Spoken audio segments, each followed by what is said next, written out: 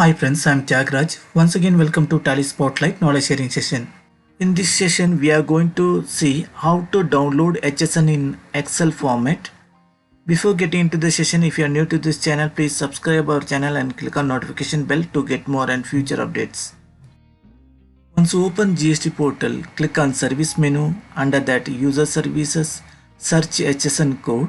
Here we can able to search HSN or SAC code.